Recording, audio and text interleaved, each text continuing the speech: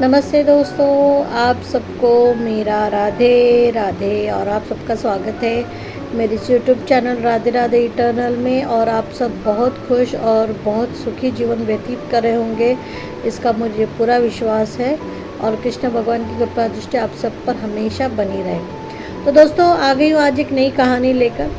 आज की कहानी बहुत ही इंटरेस्टिंग ऐसी एक कहानी है कि हम हमेशा सुनते हैं कि हमें दान करना चाहिए, दान धर्म करना चाहिए, उससे हमारे ग्रह अच्छे होते हैं, हमारी जीवन अच्छा हो जाता है।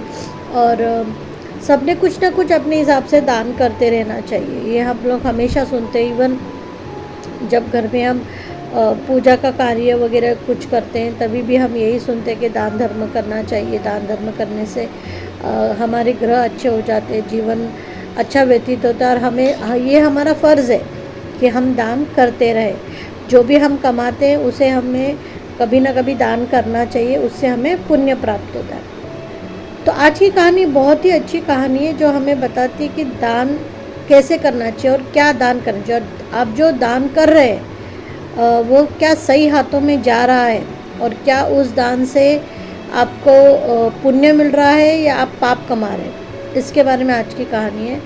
तो बढ़ती हूँ आगे कहानी की तरफ। एक दिन एक सेठ जी होते हैं। सेठ जी ने एक मध्यम आदमी होता है, मध्यम घर का, मिडिल क्लास जिसे हम कहते हैं, मिडिल क्लास बंदा होता है। वो उसके पास कुछ ज़्यादा पैसे वैसे होते नहीं है। एक्चुअली वो ऐसा थोड़ा गरीब ही होता है, उसके पास ज़्यादा कुछ दान धर्म करने के लिए होता नहीं। वो अपना उदर निर्वाह बहुत ही मुश्किल से करता होता है। तो एक दिन वो घर में ऐसा अपना काम करते बैठता है, कपड़े बनाने का काम करता है वो। तो एक दिन जब वो काम करता होता है तो वहाँ पे एक भिखारी आ जाता है, और भिखारी उससे बोलता है कि मुझे खाने के लिए दीजिए, मैं बहुत भूखा हूँ। अब उस इंसान के पास तो उस दिन खाना भी नहीं होता है, क्योंकि उस दिन उसकी कोई कमाई नहीं हुई होती है। तो वो क्या करता है, उसको पानी देता है पीने के लिए। तो अब वो जो भिखारी है वो बहुत दिन से खाना पीना खाया हुआ नहीं होता है, तो उसको पानी मिल जाता है तो पेट भर के पानी पीता है, और फिर बोलते हैं मुझे ना बहुत भूख लगी, आप खाने के लिए दीजिए। पर उस आदमी के पास कुछ होता ही नहीं उसको देने के लिए, क्योंकि उसके घर में ही कुछ बना नहीं होता है। तो वो क्या करता है, उसके पास जो कपड़ा होता है, कपड़ा बनाता है, पहले के ज़माने में हाथ से साड़ी वगैरह आपको पता है बनाते थे। तो उसके पास कुछ कापूस पड़ा होता है, कॉटन। तो वो उसको देता है, उसको बोलता है ये लेके जाओ और इसे तुम बेच दो बाहर, और इसे बेच के जो भी पैसा है उससे तुम अपना खाना पीना कर लो। तो वो जो आदमी होता है वो ले लेता है, क्योंकि उसको कोई और पर्याय नहीं होता है, तो वो ले लेता है। वो लेता है, वो जाता है, और जब वो जाता है तो उसको एक तालाब दिखता है। तालाब दिखता है तो तालाब में बहुत सारी मछलियाँ होती हैं। तो उसको एकदम से ऐसा लगता है कि मैं ये जो कापूस जो मुझे दिया है इसका मैं कुछ ऐसा जाली टाइप बनाता हूँ और मछलियाँ पकड़ता और देखता हूँ मुझे मछलियाँ मिलती हैं कि नहीं मिलती। तो वो इंसान फिर जाली बनाता है और वो जाल वो उस तालाब में डालता है, और उसका इतना अच्छा लक होता है कि वो जैसे ही तालाब में जाल डालता है तो बहुत सारी मछलियाँ उसकी तालाब में फंस जाती हैं। तो फिर वो उन्हें पकड़ता है, उन्हें ले जाके बाज़ार में बेचता है, फिर उसको पैसे मिलते हैं। ऐसा वो 1-2-3 दिन करता है, फिर उसको ऐसा लगता है कि शायद इसको ही मैंने मेरा व्यवसाय बनाना चाहिए।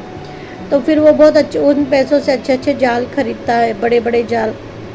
और हमेशा वो उस तालाब के पास जाता है, और उस तालाब पे जाने के बाद में वहाँ से वो मछलियाँ पकड़ता है, मछलियाँ बेचता है। ये उसका एक उधर निर्वाह हो जाता है, और इस करते करते वो बहुत अमीर बन जाता है, बहुत ज़्यादा। तो एक दिन उसके मन में ऐसे आता है कि जिस इंसान ने मुझे ये दिया था, जिसके वजह से आज मैं इतना अमीर हूँ, तो मुझे उनको भी कुछ देना चाहिए, उनका शुक्रिया अदा करना चाहिए, ऐसा सोचता है।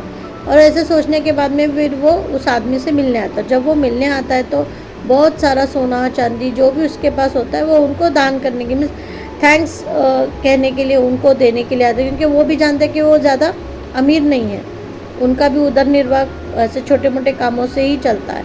तो उनको आगे की ज़िंदगी अच्छी हो जैसे कि मेरी हुई है, वो देने के लिए आता है। तो जैसे ही वो आता है और वो देता है उनको दान, तो वो आदमी तो पहले तो उसको पहचानता नहीं, क्योंकि वो जब उससे मिला था तो वो भिखारी था, आज वो सेठ बन गया बहुत बड़ा।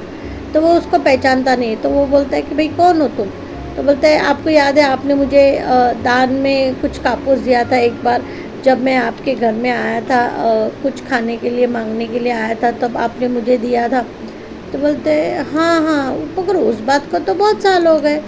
तो वो बोलता है कि हाँ नहीं, साल तो बहुत हो गए, लेकिन आपके उस एक दान के वजह से मैं इतना अमीर बन गया, क्योंकि आपने मुझे जो कपड़ा दिया था या जो कापूस दिया था वो मैं बेचने जा रहा था, लेकिन बेचने जाते समय मुझे तालाब मिला, फिर उसका मैंने जाल बनाया और जाल बना के मैंने मछलियाँ पकड़ी, और आज वो मछलियों को बेच के मैं इतना बड़ा धनी बन गया, आपकी वजह से मेरे अच्छे दिन आ गए। तो जब वो आदमी ये सुनता है तो उसको इतना बुरा लगता है, वो उसको बोलते हैं भाई मुझे ये सब नहीं चाहिए, उल्टा मुझ पे तो पाप लग गया, क्योंकि मैंने तुमको वो कापूस दिया था ताकि तुम बेच के उसमें से कुछ खाना पीना लाओ, इसलिए नहीं दिया था कि तुम मछलियों को मारो, किसी की मृत्यु का कारण बनो, इसलिए नहीं दिया था। अब तुमने तो ठीक है, तुम्हारी समझदारी के हिसाब से तुमने जो कुछ भी किया वो अच्छा किया, लेकिन मैं भी पाप का भागीदार बन गया। तुमने उन जिंदा मछलियों को पकड़ा, उनको मारा और उनको बेचा, और उससे तुम अमीर बन गए, तो तुम्हारा जितना पाप है उतना ही पाप का हकदार मैं हूँ, क्योंकि तुमने मेरे दान से गलत काम किया, और अगर तुमने गलत किया है तो उसका भागीदार मैं हूँ, क्योंकि मैंने तुमको वो दिया था और मेरी वजह से तुमने वो पाप किया, तो तुमको जो पाप है उसका आधा हिस्सेदार मैं हूँ। ये मेरे से बहुत बड़ी गलती हो गई। ऐसा कह के वो इतना रोने लग गया, उसको इतना बुरा लगने लग गया, उसको ऐसे लग रहा था कि मैं क्या पश्चाताप करूँ आज। तो वो जो आदमी था, जो सेठ, वो जो मछली मार कर जो बना था, वो भी इतना उसको बुरा लगने लग गया, वो भी रोने लग गया। उसने बोला अब मैं क्या करूँ? तो उन्होंने बोला कि अब ये जो कुछ भी हुआ है इसका पश्चाताप तो तुम्हें भी करना है और मुझे भी करना है। अब जो भी तुम्हारे पास धन दौलत पैसा जो भी है, इसको तुम अच्छे काम में लगाओ, लोगों के उधर निर्वाह में लगाओ, किसी को घर बांध के दो, किसी को पढ़ाई के लिए दो, किसी को अपना बिजनेस बनाने के लिए तुम पैसे दो। ऐसा करके तुम्हारे शायद जो पाप है वो नष्ट हो जाएंगे, साथ ही साथ शायद मेरे भी कुछ पाप धुल जाएंगे और भगवान के द्वार पर हमें अपराधी ना रहना पड़े, ऐसा उसने बोला। तो ये सब सुन के फिर वो जो व्यापारी था, वो जो मछली मार था, उसने बोला ठीक है मैं ऐसे ही करूँगा। उसने उनसे माफ़ी मांगी और वो चला गया। और यहाँ पे उस आदमी ने भी भगवान से माफ़ी मांगी कि मेरे कारण उसने पाप किया, तो मैं भी पाप का भागीदार हूँ, और आइंदा मैं बहुत सोच समझ कर दान दूँगा कि मैं क्या दे रहा हूँ और किसको दे रहा हूँ, ये मैं हमेशा सोच कर दूँगा। ऐसा उसने भगवान जी से बोल के माफ़ी मांगी। तो ये थी दोस्तों आज की कहानी। दान देना बहुत अच्छी बात है, इसमें तो सवाल ही नहीं, लेकिन हम किसको क्या दान दे रहे हैं ये भी बहुत ज़रूरी। क्या आपने दिया हुआ दान सही हाथों में जा रहा है? क्या आपने दिया हुआ दान से किसी की ज़िंदगी संवर रही है या ख़राब हो रही है? ये भी सोचना उतना ही इम्पॉर्टेंट है। हाँ, आप अगर किसी बच्चे के एजुकेशन के लिए दान देते हो तो डेफिनेटली उसकी ज़िंदगी संवर जाएगी, लेकिन वही अगर आप किसी ऐसे बच्चे को दान देते हो कि जिसके पास पैसा आने से वो नशा करता है, तो वो ये गलत है, तो उसमें हम पाप के भागीदार हैं। इसलिए जब भी आप दान करें बहुत सोच समझ के दान करें कि आपका दान सही हाथों में जा रहा है या नहीं, और उसका सदुपयोग हो रहा है या दुरुपयोग हो रहा है, ये भी आप सोच समझ के फिर ही आप ऐसी जगह दान करें जिसका सदुपयोग हो। तो ये थी दोस्तों आज की कहानी, और मुझे आशा है कि आपकी कहानी पसंद आई होगी और आपने इसमें से ज़रूर कुछ ना कुछ सीखा होगा। और अगर आपको आज की कहानी पसंद आई और आपको लगता है कि आज जो भी मैंने आपको कहानी से उसमें से आपको एक अच्छी सीख मिली, तो कमेंट में राधे राधे ज़रूर लिखिएगा।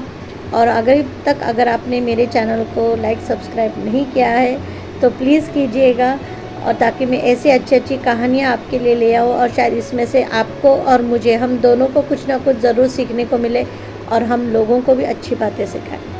तो दोस्तों ये थी आज की कहानी। मिलती हूँ आपसे फिर एक बार और एक अच्छी नई कहानी के साथ, ऐसी ही समझदार कहानी के साथ, कुछ उपयुक्त कहानी के साथ। तब तक आप सबको मेरा राधे राधे।